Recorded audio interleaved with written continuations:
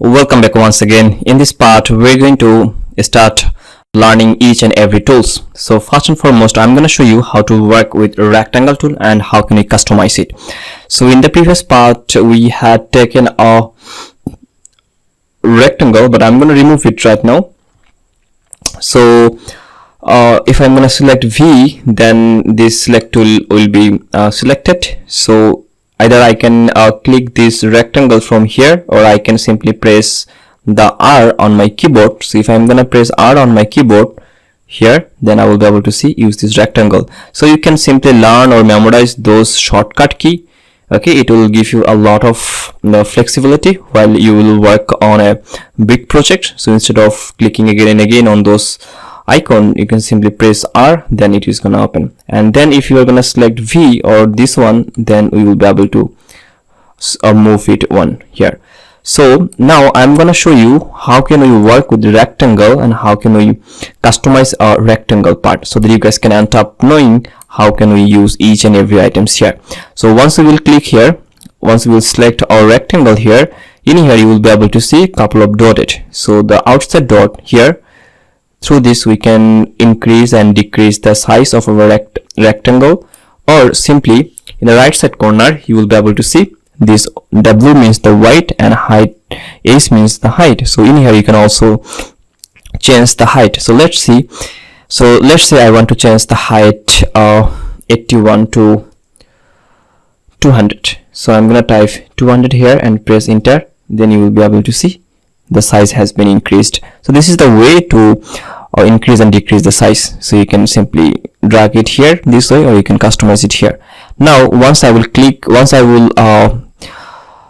hover over near to this dot, we will be able to see this option here. So it means that we can simply rotate this one here. So when I'm gonna rotate it here, and in the right side corner you will be able to see this degree is gonna changing. Okay, so let me drag it here, and then if I'm gonna rotate it here, see now 16 degree, minus 24 degree, okay, 38 degree, 80 degree, and this is the way. So in this way you can simply rotate it. Okay, now another thing is that, let me do it here. Alright, so inside this we will be able to see 4 dot here. So what does it means? So using those dot we can simply, if I'm gonna do it, then it is gonna create a border radius for us, and this border radius is gonna appear right here. See, this is the, so if you hover over the mouse here, then you will be able to see same radius for all corner. It means that if I'm gonna select this one and if I'm gonna put a certain amount of radius, then it is gonna create same radius for all corners. And if I'm gonna select it here, then we will have couple of options for each and every corner. So let's say instead of 63, I want to have here 20, and then press, and here you go, you can see it has been changed. So either this way, or simply we can change the radius here. So just click, if you need same size of radius, then simply click to anything that you want to have here, so 90. And if you need to have a particular size, then instead of selecting here, you can simply click on here, then it will give you 4 option. Okay, so first one, so if you hover over, then you will be able to see that what they are saying exactly. So let me remove this one, then press enter. So we need to remove it from here. Alright, so now we have 0 here. So now if I'm gonna click here, and if I'm gonna hover over my mouse on here, then you will be able to see top left corner radius. It means that it indicates top left corner radius. So this is our top and this one is our left. So if you want to have a certain radius here, then we can simply add here, we can say 80 here. Then you will be able to see this shape. Again select it here, and then if you want to change this one, okay, so this one is going to be bottom left and bottom right. So this one is going to be our bottom right. So if I hover over, then you can see this one is bottom left corner radius, and this one is bottom right corner radius. So this one is bottom right, this one is bottom right. So therefore we need to add here, and here you go. So finally we got this shape here. And now if you want to change the color of any particular items, like it can be a rectangle, a shape, a polygon, line, text, anything, we need to click on this fill option, and in here you will be able to see a color palette. So from here you can choose your color, whatever color you want to select here. So once you will select this color, it is gonna appear right here. So this is the way to add color. Now, so right after this fill, you will be able to see a border. So what does this border means? So if you are gonna selecting this border, then a border will appear here, and in here you can add the size of the border. So let's say I'm gonna add a size 10 of this border, and here you go. See, now we can see this border. And if you want to change the color of this border, then simply click on this color and then change the color of this border.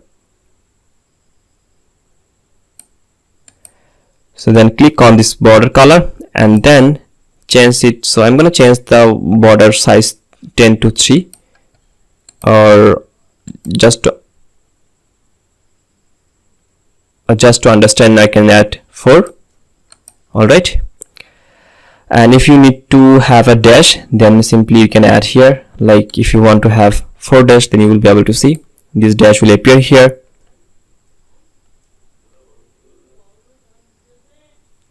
So then if you need to have a gap of these dashes, then simply put any item, then you will be able to see it is gonna change in here. So these are the basic thing that you can add here. And right after this border, so I am showing you each and every items in order to teach you that how can you use each and every property which is available in the right side corner. Okay, this is the main purpose. And then we have our option called shadow. If I'm gonna select this shadow, so first if you want to add a shadow on this rectangle, we need to click on it, then we can add the shadow here. So then we can add a shadow here. So so it has an indicator like from X, from Y, so we can add 70, and see it is gonna create this shadow. So instead of 70 we can add 10, and you can see this shadow is here. And you can simply customize the shadow where you want to show the shadow. So this one will help you to add the shadow like on top, on side, on right side corner, and then this way you can do it. Not here, it should be here. And then you can also change the color of the shadow. Like if you need this color, then you can choose this color. If you need red color, then you will be see the color is changing.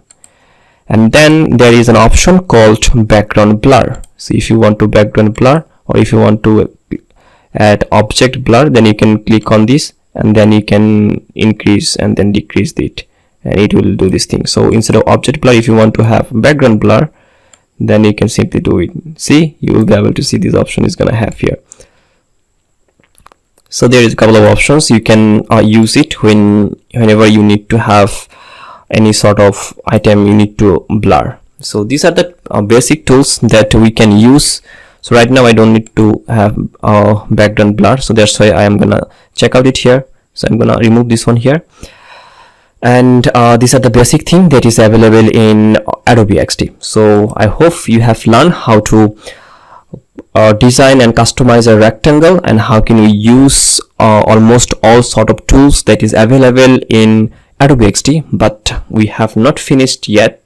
We need to learn a lot of things, because still we can customize it in different ways. So we will discuss it one by one. Now in this part, I'm gonna show you one more thing before stopping the video. And then if you want to repeat this one, so let's say if you want to have same item multiple times, then how can we do it? So we have several options to do. So first one is we can simply press Ctrl D if you were in Windows, or you can simply press Command D if you were in MacBook. So just select this rectangle and press Command D, and then it has duplicated. Then simply drag one copy, and this is the way to duplicate the data or any sort of tools. It is not about only rectangle, it can be a polygon or any sort of tools, group, whatever you are going to creating. You can simply select the item that you want to have a duplicate items, and then press Ctrl D, and then you can do it. So this is the way.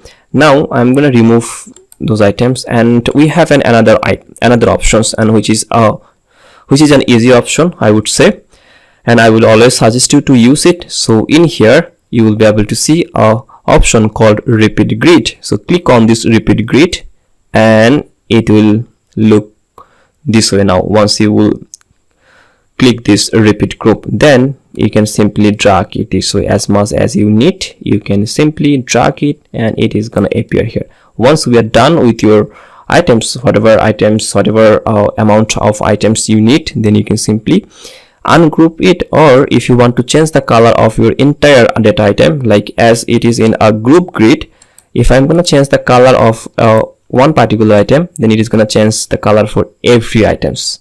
Okay, but if you want to change a particular item, like for this one, then what can you do? You can simply select it, you can simply select this group, and then you can simply ungroup this grid. Then you can change each and every item color. You can simply change the color whatever for each and every items. So this is the thing that I wanted to show you in this part. So I hope you have learned a lot from this part, and I'm gonna stop this video right here, and we will continue from the next lecture.